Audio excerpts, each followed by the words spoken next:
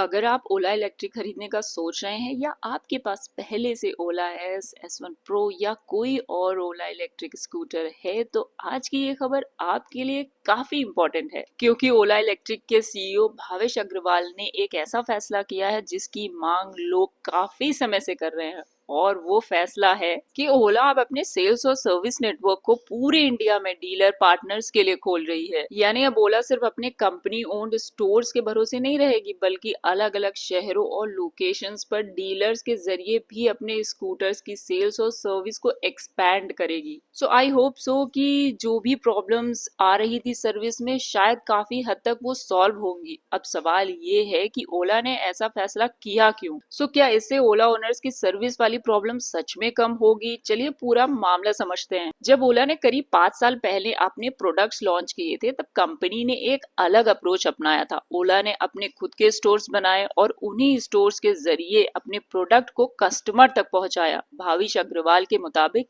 इस स्ट्रैटेजी का एक बड़ा फायदा ये हुआ है कि इंडिया में ईवी के बारे में लोगों में अवेयरनेस बढ़ी और ओला ने अपना एक बहुत बड़ा कस्टमर बेस बनाया। आज ओला के मुताबिक उसके पास 10 लाख से ज्यादा इलेक्ट्रिक टू व्हीलर कस्टमर्स है। यानी इतने बड़े कस्टमर बेस के बाद अब कंपनी के सामने एक नई चैलेंज है। इन कस्टमर्स को सेल्स के बाद सर्विस और सपोर्ट कैसे दिया जाए, और शायद यही वजह है कि अब ओला अपनी स्ट्रैटेजी बदल रही है। सो इससे क्या बदलने वाला है वो सुनिए। भावेश ने बताया है कि आने वाले कुछ महीनों में ओला के कंपनी ओन्ड स्टोर्स का फोकस ज्यादा ब्रांड और प्रोडक्ट एक्सपीरियंस पर किया जाएगा। मतलब आप वहां जाकर ओला के नए प्रोडक्ट देख सकते हैं, एक्सपीरियंस कर सकते हैं और ब्रांड्स को समझ सकते हैं। लेकिन लोकल लेवल पर सेल्स और सर्विस के लिए डीलर पार्टनर्स का ज्यादा बड़ा रोल होगा। यानी डीलर नेटवर्क ओला के लोकल सेल्स, सर्विस और एक्सपेंशन की बैकबोन बनेगा। और ऑनेस्टली ओला ओनर्स के लिए यही सबसे इंटरेस्टिंग हिस्सा है, क्योंकि ओला को लेकर सबसे बड़ा सवाल यही रहा है हमेशा से। जब भी कोई ओला लेने का सोचता है, खासकर छोटे शहरों में, तो एक सवाल अक्सर सामने आता है, भाई सर्विस कहाँ मिलेगी? क्योंकि इलेक्ट्रिक स्कूटर खरीदना एक बात है, लेकिन बाद में अगर कोई प्रॉब्लम आती है तो कस्टमर यही चाहता है कि उसके शहर में या आसपास कोई तो ऑथराइज सर्विस पॉइंट हो। सो अगर ओला का डीलर नेटवर्क तेजी से एक्सपैंड होता है तो प्रैक्टिकली कस्टमर्स को ज्यादा लोकेशंस पर सेल्स और सर्विस सपोर्ट मिल सकेगा, ऐसा भावेश अग्रवाल का दावा है। और इसका फायदा ज्यादातर उन लोगों को हो सकता है जो बड़े शहरों से बाहर रहते हैं। लेकिन यहाँ पर एक बात समझना जरूरी है कि ओला ने ये नहीं कहा है कि आज से ही हर शहर में नया सर्विस सेंटर खुल गया है। कंपनी ने ये कहा है कि आने वाले कुछ महीनों में इस नेटवर्क को डेवलप किया जाएगा और दिवाली के आसपास मीनिंगफुल स्केल बनाने की उम्मीद है। सो इसका एक्चुअल इम्पैक्ट हमें आने वाले महीनों में देखने को मिलेगा। डीलर्स ओला के साथ क्यों जुड़ना चाहते हैं? भावेश के मुताबिक ओला ने पिछले करीब एक महीने में पूरे देश के डीलर से बात की है और कंपनी का कहना है कि डीलर्स की तरफ से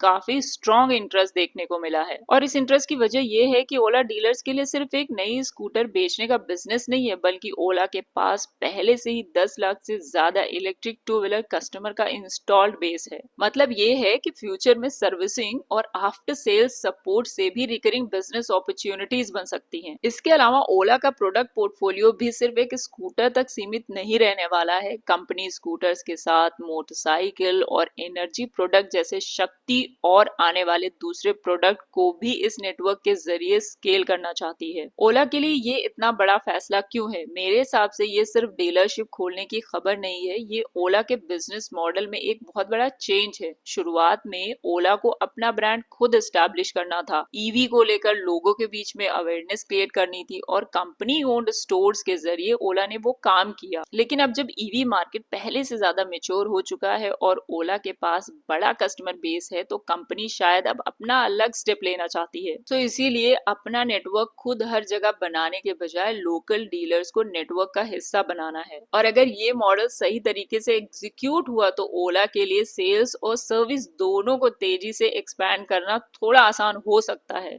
लेकिन असली टेस्ट यहाँ से शुरू होगा, क्योंकि डीलर नेटवर्क खोल देना और अच्छी सर्विस नेटवर्क बनाना दो अलग अलग चीज हैं। कस्टमर के लिए सबसे जरूरी होता है सर्विस क्वालिटी कैसी है, पार्ट्स अवेलेबल हैं कि नहीं इजीली, टेक्नीशियंस प्रॉपरली ट्रेन्ड हैं या नहीं, वारंटी क्लेम्स कितनी आसानी से प्रोसेस होते हैं, और सबसे इम्पोर्टेंट कस्टमर को प्रॉब्लम होने पर कितनी जल्दी सॉल्यूशन मिलता है। और अगर ओला इन सब चीजों को अच्छी तरह से मैनेज कर पाती है तभी ये नया डीलर मॉडल वास्तव में कस्टमर्स के लिए एक अच्छा फैसला साबित हो सकता है।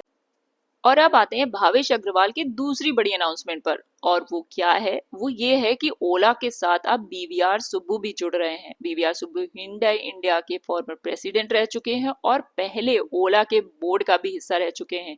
तो अब वो ओला में सीनियर एडवाइजर के तौर पर वापस आएंगे और कंपनी के इस नए विजन को एग्जीक्यूट करने में टीम की मदद करेंगे। यानी ओला एक तरफ डीलर नेटवर्क एक्सपैंड करने जा रही है और दूसरी तरफ एक्सपीरियंस्ड ऑटोमोटिव लीडरशिप को वापस ला रही है। लेकिन अब काफी लोग सोच रहे होंगे कि ओला ओनर्स के लिए इसका क्या मतलब। अगर आप एग्जिस्टिंग ओला ओनर हैं तो फिलहाल इसे एक पॉजिटिव डेवलपमेंट की तरह देख सकते हैं, क्योंकि कंपनी का फोकस अब सिर्फ स्कूटर बनाने पे या बेचने पे नहीं है, बल्कि लोकल सेल्स और सर्विस नेटवर्क पर भी है। लेकिन अभी थोड़ा वेट करना होगा, क्योंकि असली डिफरेंस तब दिखेगा जब नए डीलर्स एक्चुअली ओपन होंगे और कस्टमर्स को उनकी सर्विस मिलेगी। अगर आपके शहर में ऑथराइज्ड ओला डीलर और सर्विस पॉइंट खुलता है तो ऑब्वियसली ओनरशिप एक्सपीरियंस काफी आसान हो सकता है।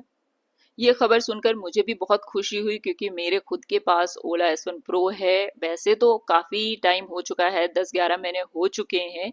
अभी कुछ खास प्रॉब्लम हमने फेस नहीं करी है, सिर्फ एक बार इशू आया है जिसकी वजह से हमें ओला सर्विस सेंटर ले जाना पड़ा था, लेकिन इजीली सर्विस अवेलेबल हो गई थी। सेम डे ही हमारी ओला की सर्विस हो गई थी और हम वापस ले आए थे।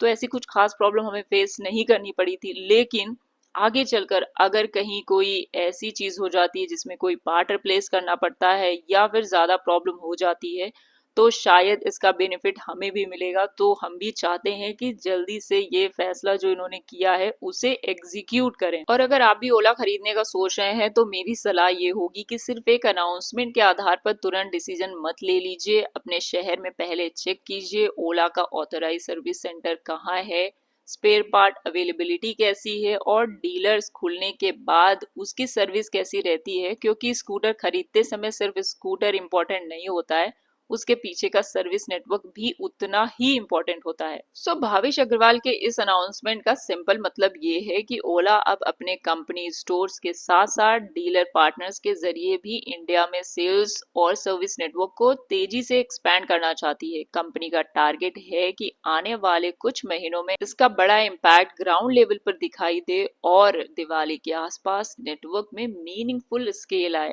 अब ये फैसला ओला के लिए कितना सक्सेसफुल होगा और कस्टमर्स को इसका कितना बेनिफिट मिलेगा, ये तो आने वाले कुछ महीनों में ही पता चलेगा। अगर आपके शहर में ओला का नया डीलर या फिर सर्विस सेंटर खुलता है तो मुझे कमेंट में जरूर बताएं, और आप कौन से शहर में रहते हैं, वहां ओला की सर्विस कैसी है अभी, ये भी जरूर बताएं। और अगर आप ओला S1 Pro चला रहे हैं तो मेरे चैनल पर मैंने इसकी रेंज, रियल ओनरशिप एक्सपीरियंस और अलग अलग प्रैक्टिकल इश्यूज पर वीडियो बनाई है, आप जाके चेक कर सकते हैं। Thank you so much for watching.